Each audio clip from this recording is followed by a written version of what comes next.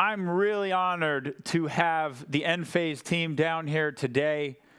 I think it says something about the relationship and, the fact that, we're really looking to do something big here. We're really looking to do something different. We're looking to roll out solutions that the market hasn't seen before. And personally, I'm just extraordinarily excited. And we were just discussing even, right off stage before we were coming on here that sometimes there used to be examples when it was, Puerto Rico or somewhere else. And now it's all over the country. Texas, California, Puerto Rico, all over. Our grid is experiencing real challenges, real failure, real breakdown. And it's time for a change. It is so obvious that there is a better alternative than the grid. Am I right or am I right? Give me a thumbs up if you guys agree that it's time for us to replace the grid. Who wants to be in that business? Anybody? So if you're excited about a solution that can replace the grid, I want you to stay excited. Because coming up to the stage next is Raghu, Belur, the founder of Enphase, co-founder of Enphase, and the current chief product officer, a man with a vision. And as we were just talking, I said, Raghu, did you ever imagine that when you were designing this product called a microinverter, that 12 years later, there'd be 30,000 microinverters being installed every day, that an Enphase system was being installed every 45 seconds. Just imagine that, every 45 seconds. Did you ever imagine when you were building this thing that it would reach and have such extraordinary impact? And that's the power of believing in your dreams and being an innovator. And we're just absolutely excited, honored, privileged to have Raghu here with us today. Before he comes out, we're all going to watch a video about where the future's going. So take a look at your screens, and I can't wait for what you're all about to see.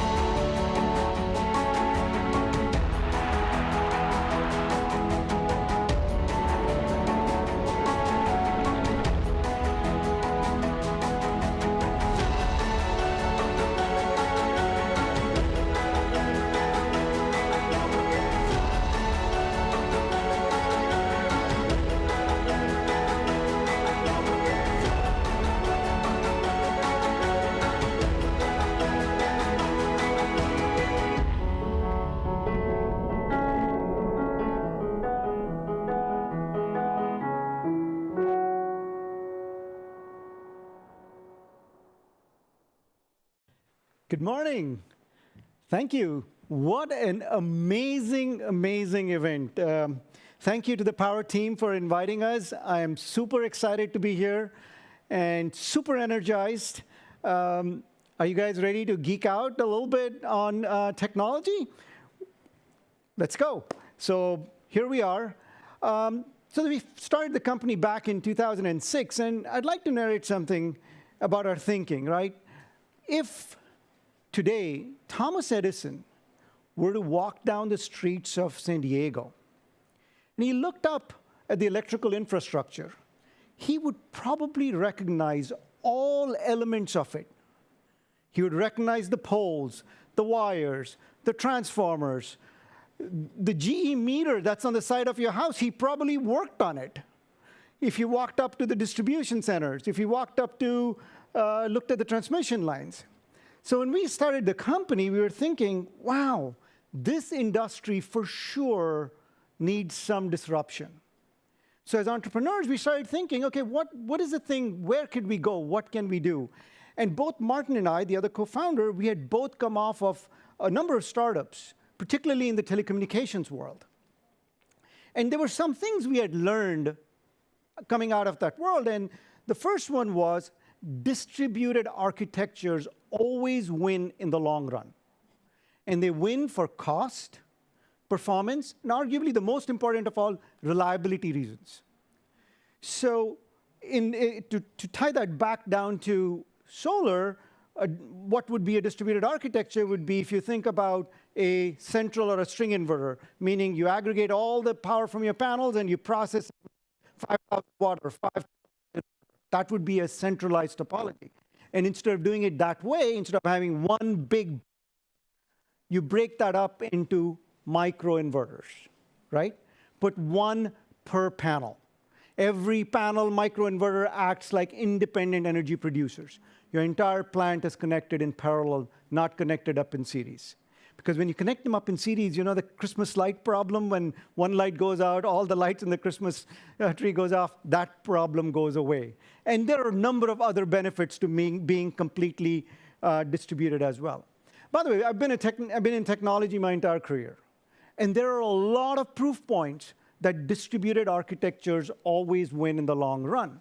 If you look at the transformation from mainframe computers to PCs and laptops, right? If you look at what happened from landlines to cell phones, look at intelligence in cars, look at a data center. It's not made up of big monolithic compute machines. What you find is thousands and thousands of replicable blade servers, right? Distributed architectures always win. But there's a common thread that runs through all of those examples I gave you.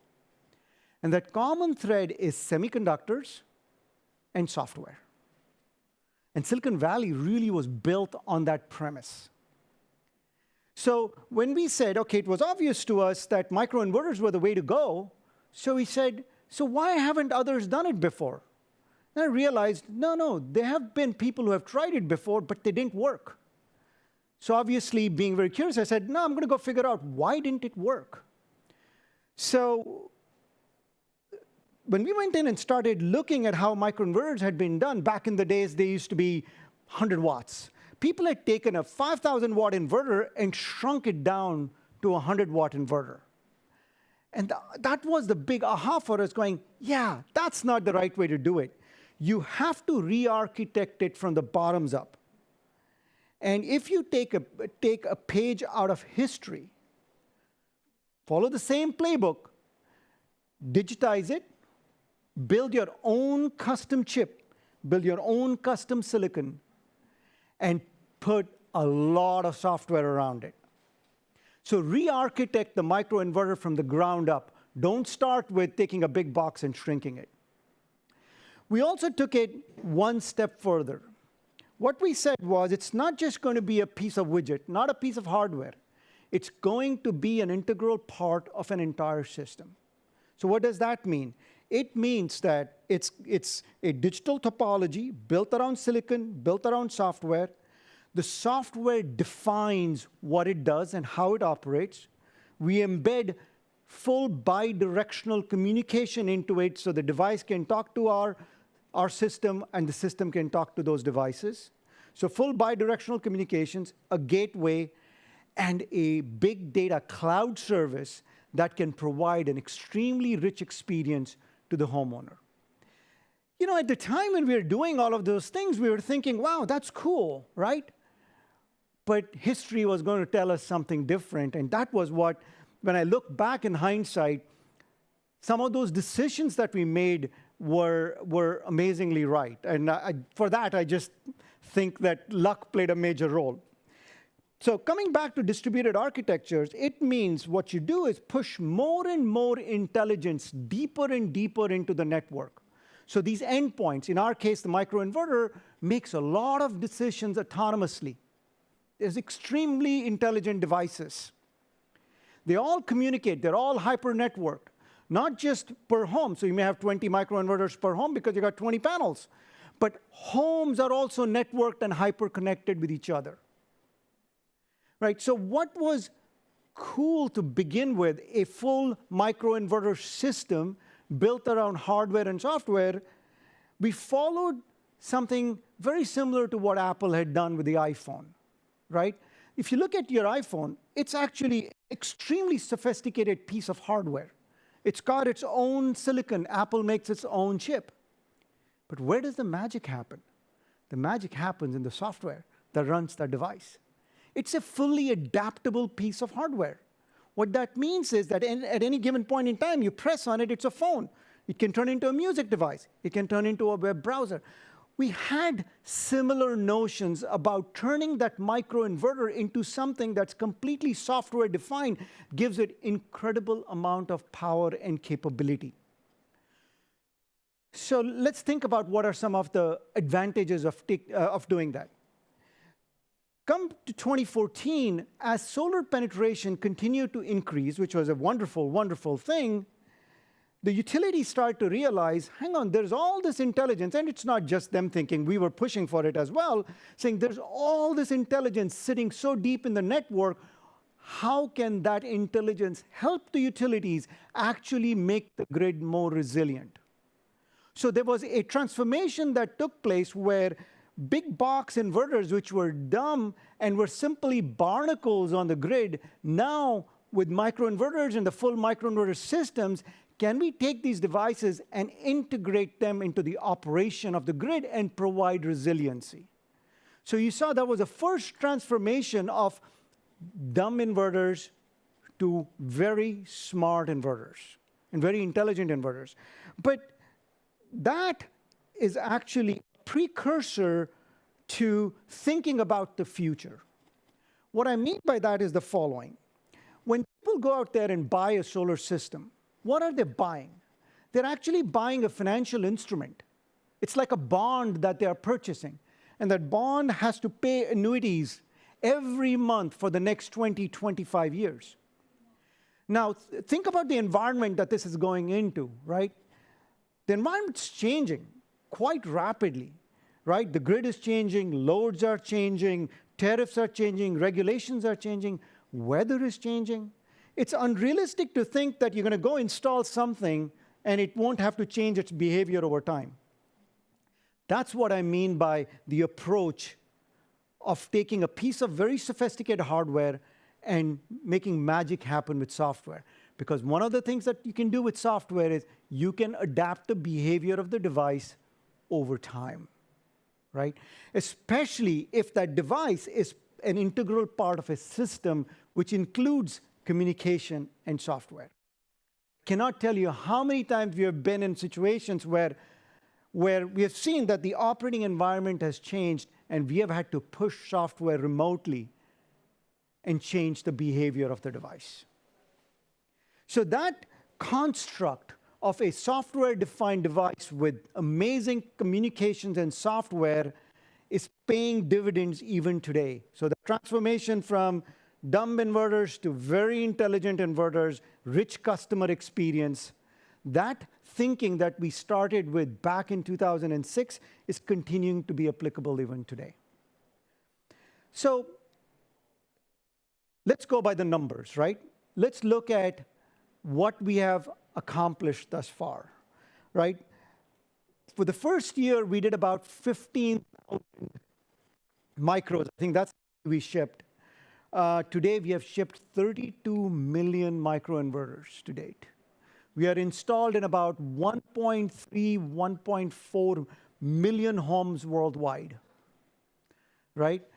We have over 300 patents. We have 8 generations of these devices that we have built. We are absolutely, all of these worldwide and all of these devices send data to us. We collect terabytes of data from our devices. We have great in-depth knowledge about what's going on. We take that information, take that data, convert it into information, and make our devices better and better and more reliable. Let me give you some more data. The very first generation of product, M175, had 540 components in it, was 94% efficient, and processed about 175 watts.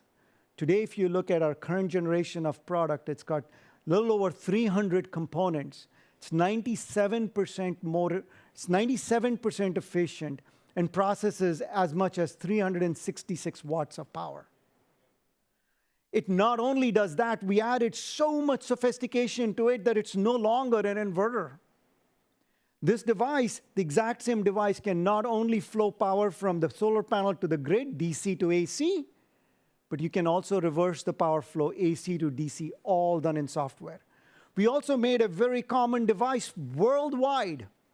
So if you're in the US, it runs at line to line, 60 hertz, 240 volts. You take it to Europe, it's the same device in software, 230 volts, 50 hertz, line to neutral. That's the power of that architecture. So where is all this going, right? I talked a lot about solar. And we were very deliberate about not calling Enphase Solar. This was not an accident. Right from the very beginning, our ambitions were that we wanted to be the guardians of the homeowner's energy system, right?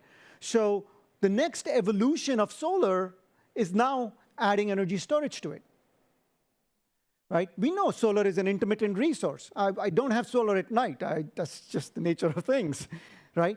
However, if I couple solar and storage, I get an always-on system. I get solar during the day, I get storage at night. But we think even beyond that. We think about it as an energy platform, right? So think about it as an energy platform means not only do you think about solar plus storage, but you think about all the other resources as well that you can manage. And I'll talk about that in a moment. Let me talk a little bit about storage as well. So when we started thinking about storage, remember those fundamental beliefs that we had from the very beginning? I talked about everything being distributed architecture, everything being software defined, everything being part of a system. We followed that exact approach with energy storage as well. We said it's not going to be a big box chemical cells and one big giant inverter. We're going to make it very modular. It's going to be 3.3 kilowatt hours, and we're going to embed 4 microinverters in it. I mentioned to you just a few minutes ago about the microinverters being fully bidirectional. So now when you think about storage, you think about, I have the cells, I can charge the cells, or I can discharge the cells, DC to AC, just like an inverter does, but in software, I can send a command and charge the cells AC to DC. So what we ended up building is actually a storage system, not a battery. The cell pack, the battery management, the inverter, charge controller, communication software, all packaged in this 3.3 kilowatt hour module with 4 micros. You get all the benefits of a distributed architecture, starting with reliability. So now you can build pretty much any size system you want, whether that is, I have, for example, 10 kilowatt hours. Somebody has a bigger home, they may need 20 kilowatt hours. Somebody may need 16 kilowatt hours because they have different energy needs. Or you can start with 10, and a couple of years down the road, you can come back and add some more. That's the beauty of that architecture, of that storage architecture. And Dave's going to talk about some really exciting things about what we have done with energy storage. But now let me come back to that notion of being the energy guardian of the home. Think about it as a complete platform. Today, we're thinking about solar and storage, but really, the third important element of it is consumption. We want to manage people's consumption as well to deliver the best experience possible. But what's beyond that, right? We want to think about not just solar storage, your consumption, but also other resources such as fuel cells, generators, EV, and the grid. We suddenly have democratized the entire energy in your home. The grid's not the boss anymore. It's just another resource. And so we built this technology called Ensemble. It's an energy management technology. And it's built on your standard AC wiring that runs in your house, your 120 volts, 240 volt AC wiring. And just imagine all of these resources that I talked about, your solar, your storage, your loads, EV, generator, fuel cell, grid, everything simply connecting to that AC bus. And the way we thought about it was, we said, let's think about it as a marketplace of buyers and sellers, right? Solar is a seller. My washing machine is a buyer. Storage is a buyer or seller. Grid is a buyer or seller. A generator and fuel cell would both be sellers. Now what I can do is, within the home, optimize, my energy management system optimizes all of these resources and in real time figures out which is the best way to service my washing machine when it wants to run. Obviously, when I think about it, solar is the freest electron for me to use, so I always default to that, unless if it's at night, then I may choose, should I discharge my battery or should I do it from the grid? And all of that beautiful engine runs in the back. Incredible amount of sophistication, all hidden. All done by this expert system that's running in the background all the time, thinking about how do I manage this. But where is all this going? Right? What we have built from that's completely extensible. It's fully extensible means it's the same AC that's going to my neighbor's house as well. Now, I've built this microgrid within my home, a completely self-sufficient, resilient, self-reliant microgrid. My neighbor is likely to have their own microgrid. Now can I hook up these microgrids together and start transacting energy with each other? Right? Imagine my washing machine wants to run. My neighbor's solar system and puts out a bid. I remember I talked about the marketplace, puts out a bid, says, hey, who's going to provide the electrons for me to run? Who's going to provide the energy for me to run? My neighbor's solar system could say, hey, my batteries are full, my homeowner's on vacation, I have energy to spare, I can service you. That's called transactive energy. Right? So you're creating these microgrids and then forming them into pools of microgrids. What are we doing? We are basically reinventing the grid from the inside out. And that's an amazingly exciting future. But all of this complexity doesn't mean that we have to make it complex for our partners such as yourself or the homeowner. As technologists, our job is to abstract away all of that complexity. Let me give you a couple of very simple examples. Right? We took that microinverter and we embedded it into the module itself. And we turned it into an AC module. Completely plug and play. There's no notion of an inverter as an example. Just install this device, you get AC out of the device. Same thing with energy storage, all plug and play. Plug all the hardware together and let the magic happen with software. The software at that point just takes over and makes that whole experience completely seamless. And by providing that platform, that energy management platform, it also means that you continue a deep and engaging relationship with that homeowner for 20 plus years, because you can keep going back to them and going, I started you off with solar and storage. You're their trusted partner. They trust in you and they go, hey, come back and say, hey, why don't I add a fuel cell 2 years from now? Or why don't I increase the size of your solar system? So we made this system that's completely future-proof. But it really comes down to rethinking fundamentally how we deliver that, generate that energy, deliver that energy, and re-architect that entire grid from the inside out.